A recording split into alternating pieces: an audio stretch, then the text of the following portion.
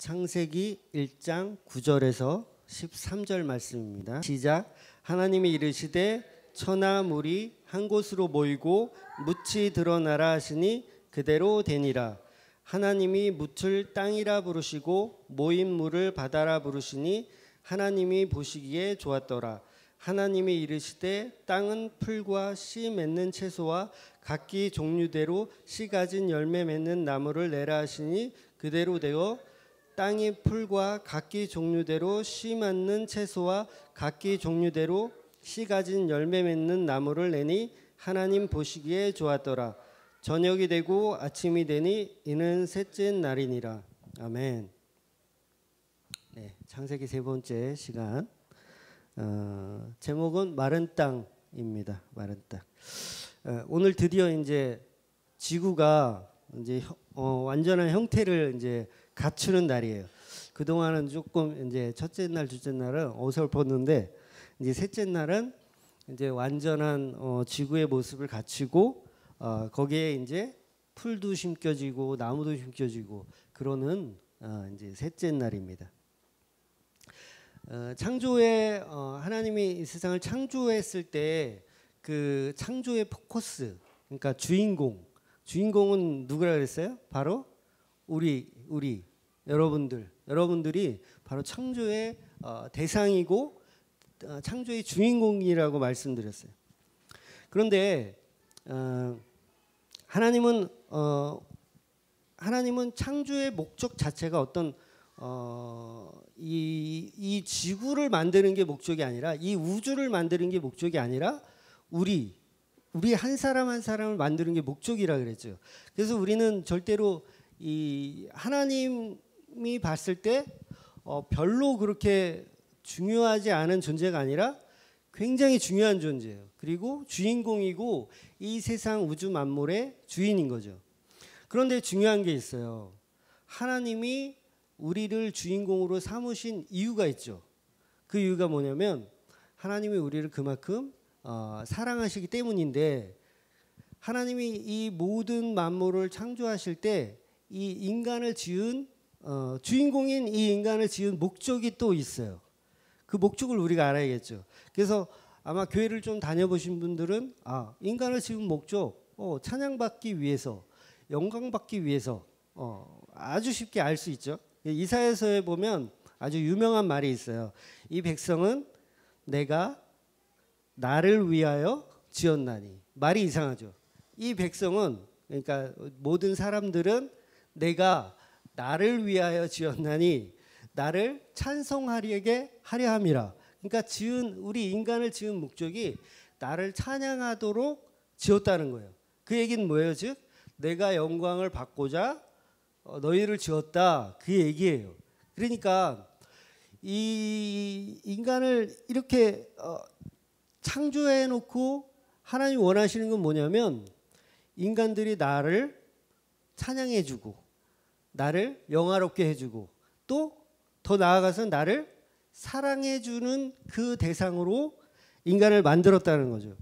여러분 한번 생각해 보세요. 우리가 무인도에 혼자 이렇게 덩그러니 이렇게 있다고 칩시다. 물론 하나님은 혼자 있지 않으시지만 혼자 있다고 칩시다. 그러면 아무런 존재도 없어.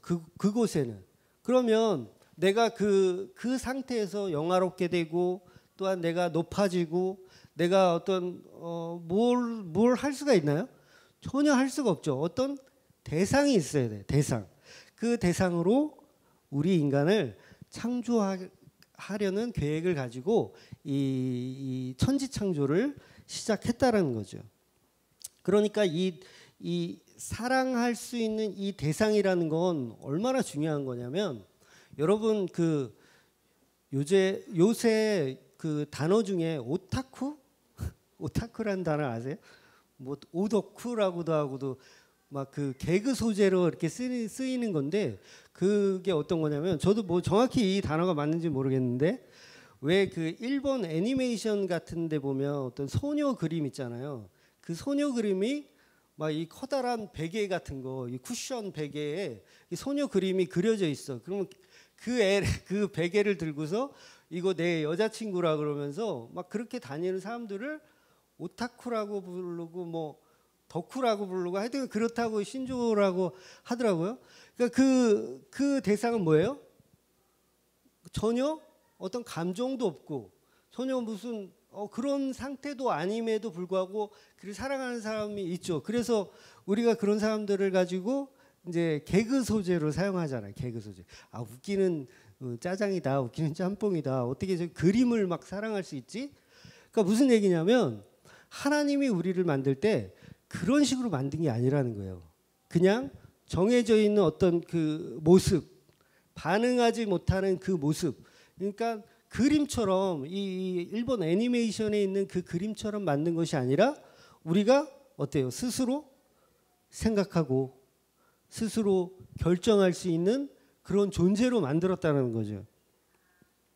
그러니까 어떤 허상으로 만들어진 게 아니라 실존하는 대상으로 우리를 만들었다는 거예요. 그리고 그것을 넘어서 어떻게 만들었냐고 성경이 써 있냐면 창세기 1장 27절에 하나님이 자기 형상 곧 하나님의 형상대로 사람을 창조하시니 남자와 여자로 창조하시고, 이 말씀은요 굉장히 엄청난 말씀이에요. 그러니까 우리가 굉장히 자부심을 가져야 하는 말이죠. 하나님의 형상을 따라 하나님의 형상대로 우리가 만들어진 거예요. 그거 얼마나 대단한 자부심이에요. 그렇지 않아요? 그러니까 우리의 퀄리티는 막 그런 이 쿠션에 있는 베개 정도의 모습이 아니라 하나님의 형상을 따라서 만든 존재라는 거예요. 그럼 우리 존재가 어떻겠어요? 대단하겠죠? 어마어마하겠죠? 근데 그걸 우리가 잘 못 느낀다는 거죠. 6일 창조는요 완벽했습니다. 그렇죠? 이거 부정하시면 안 돼요. 6일 창조는 완벽했어요. 일곱째 날 아무것도 안 하고 쉬어도 될 만큼 6일 창조는 완벽했습니다. 그런데 성경을 보니까 놀라운 일이 하나 벌어져요. 6일 창조가 완벽했는데 거기서 무슨 일이 벌어지냐면 뱀, 마귀, 사탄이 인간을 꼬셔요. 여러분 한번 생각해 보세요. 6일 동안 창조가 완벽했는데 그 완벽한 에덴 동산 거기 어떻게 마귀가 들어가 있죠? 이거 한번 생각해 보셨어요? 그 완벽한 창조 속에서 어떻게 마귀가 들어와 있고 그 마귀가 또 막 마음대로 활보해 다니면서 유혹을 해. 하와를 유혹을 해. 야 이거 먹어봐. 이거 먹으면 너 이거 하나님같이 돼. 도대체 이 창조는 완벽한 건가요? 아니면은 이게 도대체 뭐죠?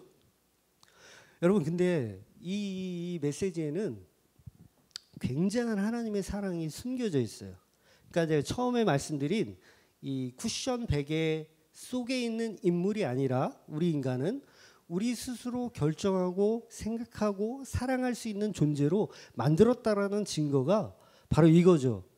하나님은요 전지전능하신 분입니다. 맞죠? 사단의 존재를 모르셨을까요?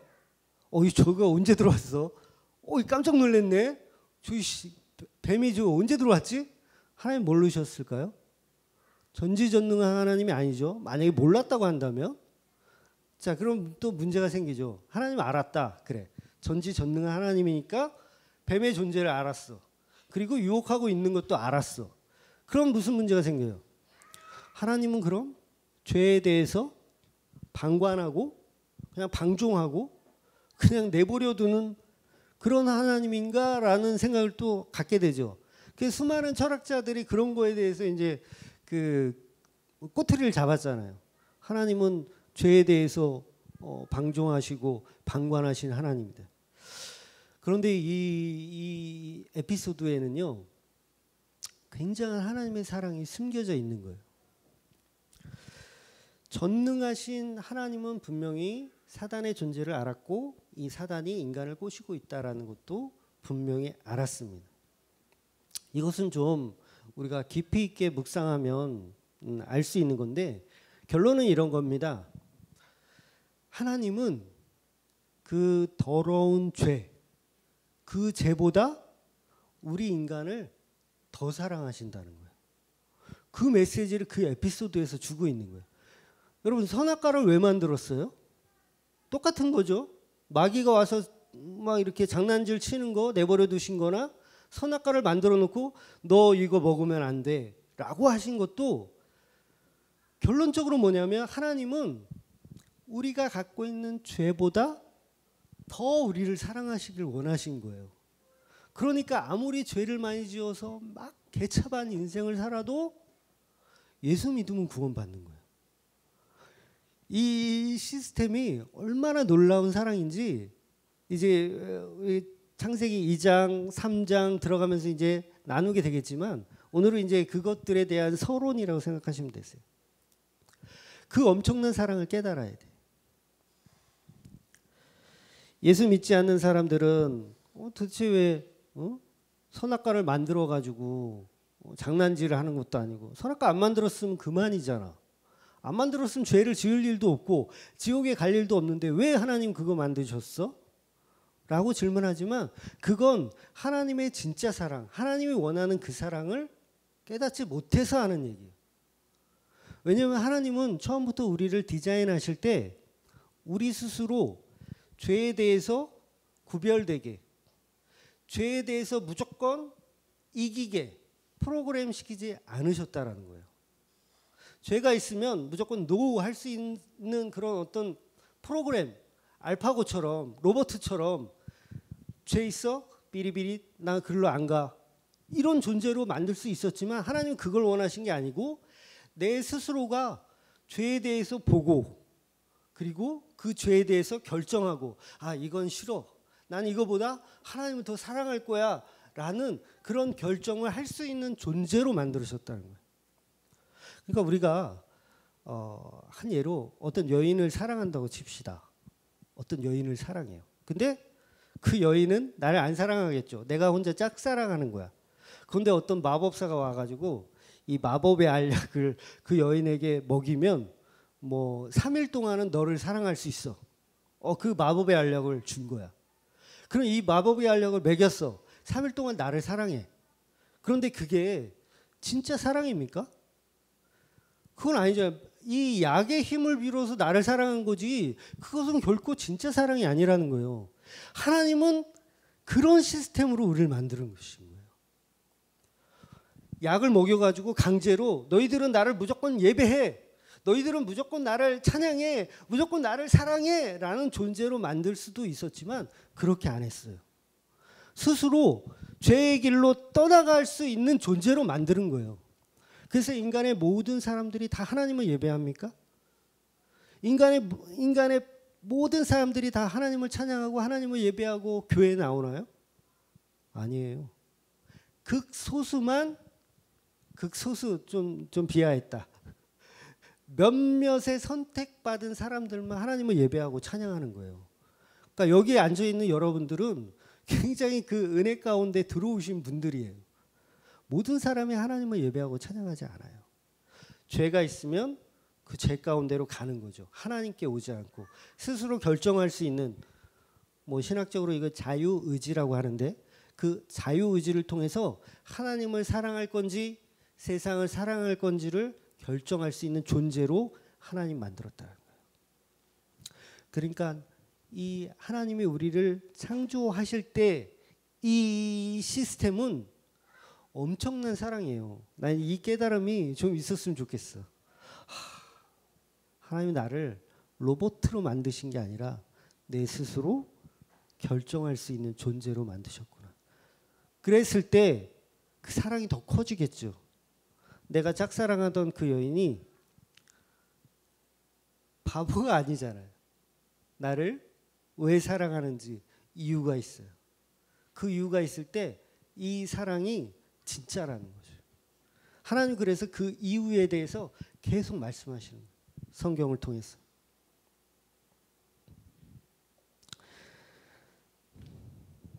결코 우리는 로봇은 아니지만 하나님을 사랑할 수 있는 존재입니다. 그래서 끝없이 하나님을 예배하고 찬양해야 돼요. 우리는. 안 그러면 쓰러질 수밖에 없죠. 왜? 그런 존재니까. 그런 존재예요. 그래서 이 인간은 사실 그런 면에서 보자면 완벽하지가 않은 거예요. 그런데 어때요? 이 세상을 사는 동안에는 지지고 볶고 하나님을 떠나기도 하고 하나님께 붙어 있기도 하고 막 왔다리 갔다리 하는 인생을 살아요. 그런데 이 천국에 갔을 때 그것이 완성되어지는 거예요. 그러니까 어때요? 우리가 조금 신앙생활하다 힘들 수도 있어요. 맞습니다. 왜? 하나님 그렇게 만드셨기 때문에 그런 거예요. 힘들 때도 있어. 교회를 좀 떠날 때도 있어. 당연한 거예요. 당연한 거. 그리고 가끔은 쓰러질 때도 있고 내 믿음이 흔들릴 때도 있어요. 아, 하나님 있는 거 맞아? 없는 거 아니야? 이렇게 흔들릴 때도 있어요. 그거 당연합니다. 그렇게 하나님은 만드셨다는 거예요. 남녀가 사랑하는데 늘 사랑하고 행복하기만 합니까? 어쩔 때는 저 인간 때문에 내 인생을 주셨다고 싸우지 않아요. 하나님도 그런 사랑을 원하시는 거예요. 가끔은 이 줄다리기도 하고 그런 존재로 우리를 만드셨다는 거예요. 이제 본문으로 조금 들어갈게요. 오늘 이제 셋째 날 물이 한 곳으로 모이고 땅이 드러나기 시작했어요. 옛날 지도에 보니까 그 옛날 뭐 수업 시간에 들은 것 같아요. 뭐 대륙 뭐 아프리카 대륙하고 그 아메리카 대륙하고 아프리카 대륙을 이렇게 붙이면 그게 딱 맞다고 이렇게 하더라고요. 진짜 딱 맞더라고요. 그래서 뭐 창세기 때 요때 지금 셋째 날 요때는 지구가 이 땅이 하나였다. 그런데 이게 노아 홍수 때 이렇게 대륙이 갈라졌다. 5대양 6대주로 갈라졌다. 뭐 신빙성 있어요. 그럴 듯 하더라고요. 이렇게 지도를 맞춰 보니까 어쨌든 셋째 날 바다가 물러가는 거예요. 그동안은 어때요?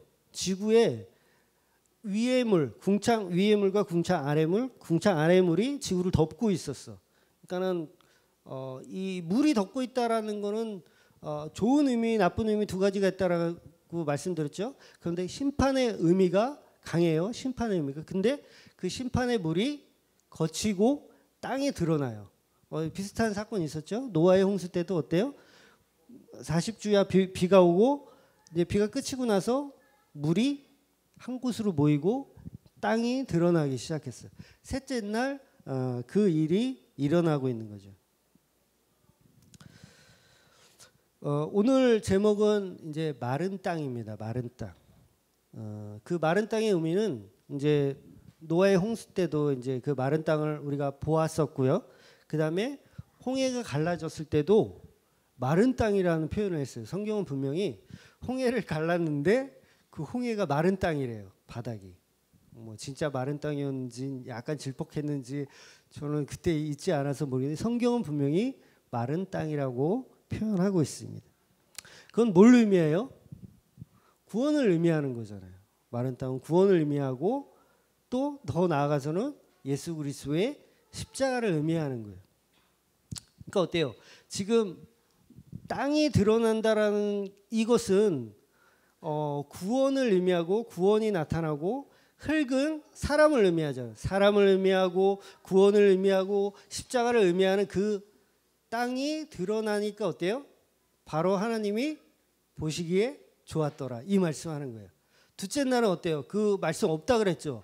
하나님 보시기에 좋았더라는 말씀 없어요. 둘째 날은 지지난주에 설명드렸잖아요. 근데 오늘은 그 땅이 드러나자마자 하나님 보시기에 좋았더라라는 말씀을 하세요. 셋째 날은 그래서 좋았더라는 말씀이 두 번이나 나옵니다. 예수님께서 인간을 만드는 그 재료 흙이 어때요? 심판의 그 물 속에서 이제 거쳐지고 드러나니까 하나님 보시기에 좋았더라는 표현을 하고 있는 거예요. 굉장히 이 말씀은 은혜롭고 굉장히 스펙트라클한 그런 얘기인데 제가 좀 이게 아직도 설교에 대해서 아직도 이렇게 좀 잘 못해요. 그래서 좀 감동으로 좀 이렇게 좀 이해하셨으면 좋겠어요. 마른 땅. 그 하나님의 그 창조의 그 당시에 모습이 어땠는지를 한번 상상해 보셨으면 좋겠어요. 자, 마른 땅은 마른 땅, 구원, 십자가 다 같은 의미인데, 자, 이것은 결론적으로 뭘 의미하냐면 연합을 의미하는 거예요. 연합. 구원과 인간이 연합되는 거. 흙은 우리잖아요, 그죠? 근데 마른 땅은 뭐예요? 구원을 의미하는 거예요. 예수를 의미하는 거예요. 그 흙과 마른 땅이 이제 같이 연합되는 거. 그리고 나서 그 연합되는 그 과정에서 무엇이 생겨나냐면 11장 오늘 본문, 하나님이 이르시되 땅과 풀과 씨 맺는 채소와 각기 종류대로 씨 가진 열매 맺는 나무를 내라 하시니 그대로 되어 땅의 풀과 각기 종류대로 씨 맺는 채소와 각기 종류대로 씨 가진 열매 맺는 나무를 내니 하나님 보시기에 좋았더라. 네, 좋았더라는 얘기가 또 나와요. 이 말씀은 좀 우리가 눈여겨볼 필요가 있어요. 어떤 걸 눈여겨볼 필요가 있냐면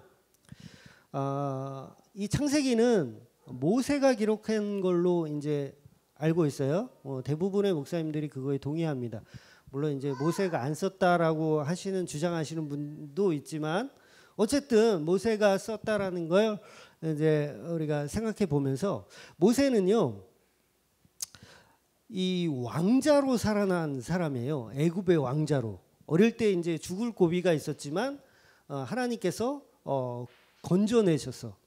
건져내셔서 그 바로의 공주 밑에서 컸던 왕자로 컸던 사람이에요. 그래서 뭐예요?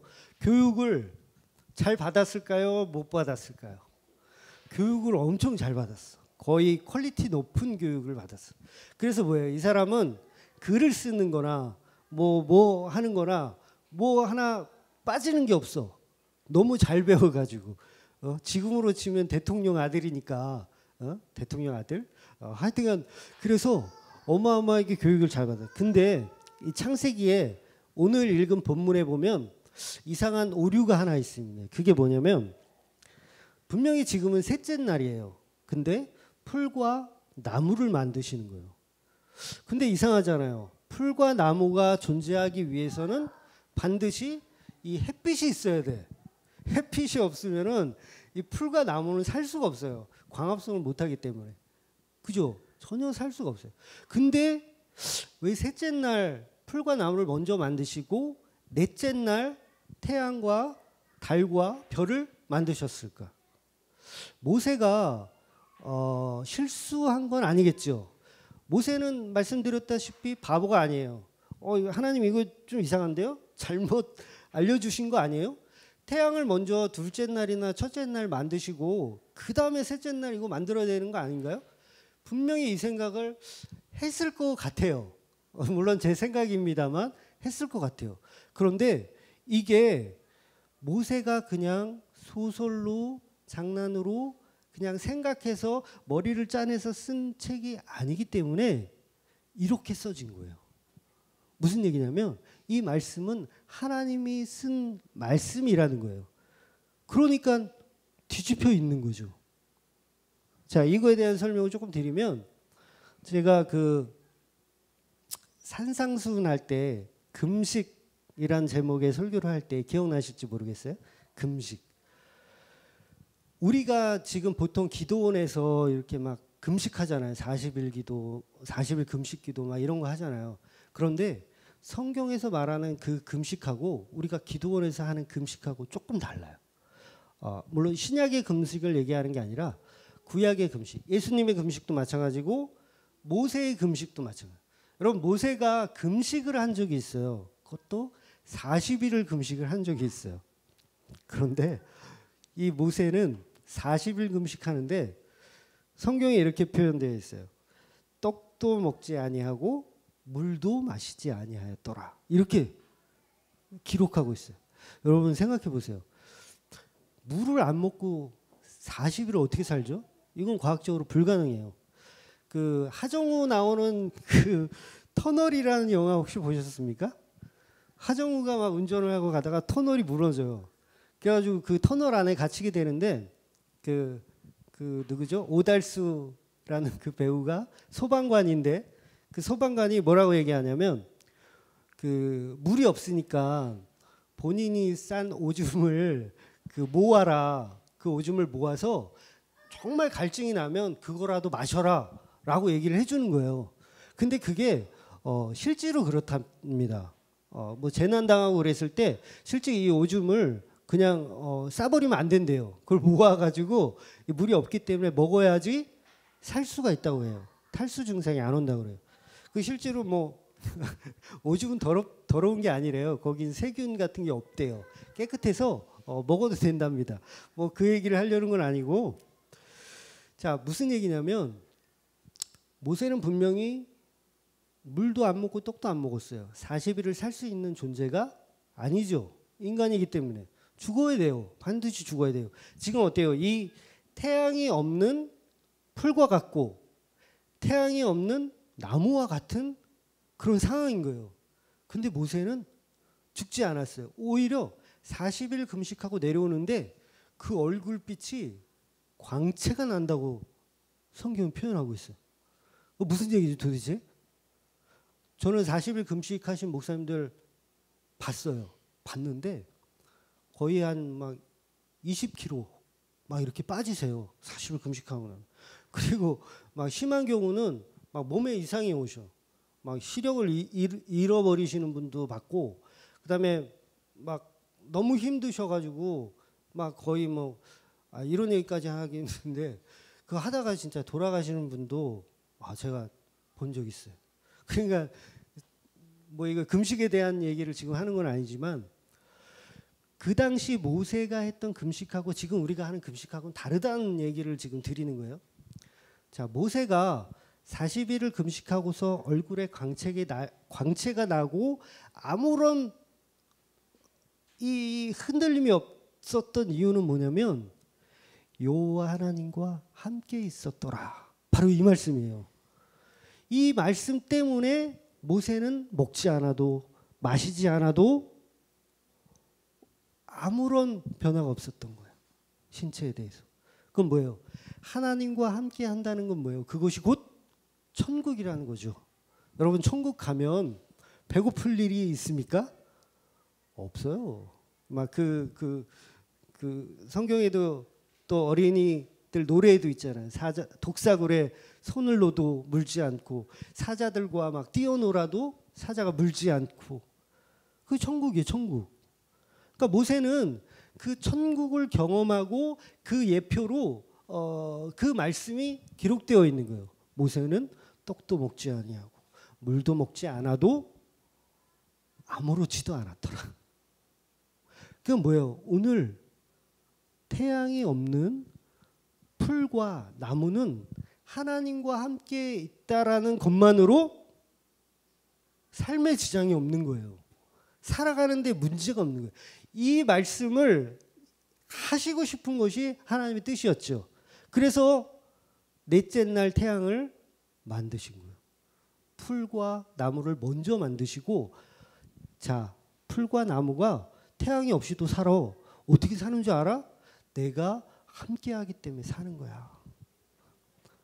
우리도 마찬가지예요. 여러분도 마찬가지입니다. 하나님과 함께 한다면 그런 태양은 뭘 의미해요? 우리에게 뭔가 주려고 하는 그런 자족하는 삶이잖아요. 그런 거 없어도 된다는 메시지를 우리한테 주고 있는 거예요. 근데 우리는 계속해서 하나님 태양빛을 보내주세요. 그러고 기도하잖아요.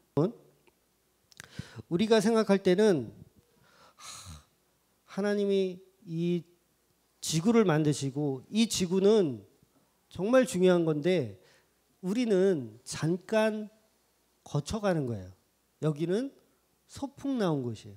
뭐 어떤 시인이 그런 표현을 했지만 우리는 잠깐 소풍 나온 거예요. 우리가 가야 할 곳은 천국이죠. 결국 우리가 가야 할 곳이 천국인데 그 천국의 모습을 만들어가는 이 과정들을 성경에 다 기록하고 있는데 그 창세기에서 말하는 이 메시지들이 다 예수 그리스도를 통한 천국을 다 예표하고 있다라는 거죠. 그 천국은 태양이 없어도 살 수 있는 곳, 하나님과 함께함을 살 수 있는 곳으로 만들었다는 거죠. 순서가 맞지 않죠. 창조의 질서에 우리가 보는 창조의 질서의 순서에 맞지 않아요. 그런데 하나님의 영역에서는 그게 다 맞는 거예요. 그 순서가. 우리는 이 세계에서는 여전히 물질의 필요로 살아갑니다. 태양도 필요하고 물도 필요하고 또 나무와 풀과 숲과 그 모든 것이 필요합니다. 그런데 성경이 말하고 싶은 건 뭐냐면 그 안에 예수가 없으면 안 된다는 거예요. 예수가 없으면 죽는다는 거예요.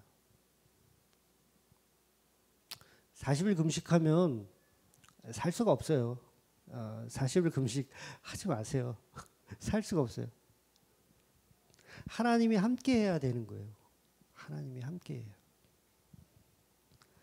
우리는 한순간도 예수 없이는 살 수 없다라는 존재라는 것을 말하고 있는 거예요.